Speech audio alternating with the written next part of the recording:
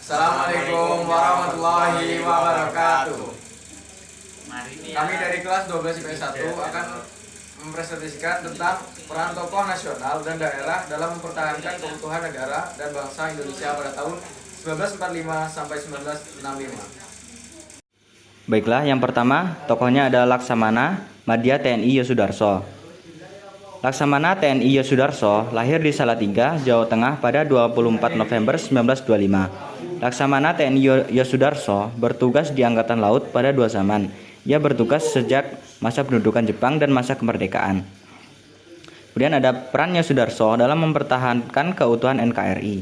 Pada masa awal kemerdekaan, beliau bergabung dengan Badan Keamanan Rakyat Laut dan turut ambil bagian dalam berbagai operasi militer untuk mengatasi berbagai aksi perlawanan di daerah. Pasca pengakuan kedaulatan RI oleh Belanda tahun 1949, beliau menjabat sebagai komandan dan memimpin cukup banyak kapal milik Republik, dari KRI Alu, KRI Gajah Mada, KRI Raja Wali, KRI Patimura, hingga KRI Macan Tutul. Puncak karirnya terjadi ketika beliau menjabat sebagai Deputi Operasi Kepala Staf TNI Angkatan Laut KSAL, yang merupakan orang nomor 2 di Angkatan Laut RI. Pada 2 Januari 1962, Presiden Soekarno membentuk Komando Mandala Pembebasan Irian Barat yang berkedudukan di Makassar. Yosudarso menjabat sebagai Deputi Operasi yang memikul tugas cukup berat, yaitu mengadakan patroli di daerah perbatasan, yakni di Laut Aru dengan membawa 3 kapal jenis MTB, yaitu KRI Macan Tutul, KRI Macan Kumbang, dan KRI Harimau. Laksamana TNI Yosudarso wafat dalam pertempuran di Laut Aru tanggal 15 Januari 1962. Ia meninggal ketika melaksanakan operasi rahasia untuk menyusupkan sukarelawan ke Irian menggunakan KRI Macan Tutul. Baiklah, tokoh yang kedua, Jenderal TNI Gatot Subroto. Jenderal TNI Gatot Subroto lahir di Sumpih, Banyumas, Jawa Tengah, 10 Oktober 1907. Jenderal Gatot Subroto dikenal sebagai tentara yang aktif di 3 zaman.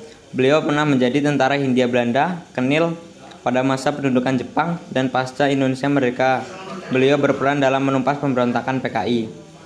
Pada tanggal 11 Juni 1962, Gatot Subroto wafat pada usia 54 tahun akibat serangan jantung. Pangkat terakhir yang disandangnya adalah Letnan Jenderal. Atas jasa-jasa perjuangannya, ia dianugerahi gelar Tokoh Nasional atau Pahlawan Kemerdekaan Nasional. Gatot Subroto adalah tentara asli Indonesia. Dharma baktinya kepada nusa dan bangsa ia tunjukkan dengan prestasi yang luar biasa.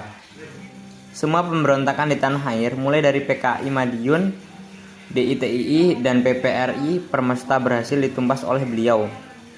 Selama hidupnya, sosok Gatot Subroto merupakan sosok yang dianggap gila karena ucapannya yang terkadang kasar, namun karena sikapnya tersebut ia sangat dekat dengan para bawahannya di militer. Tokoh yang ketiga, Kiai Haji Hasyim Asy'ari.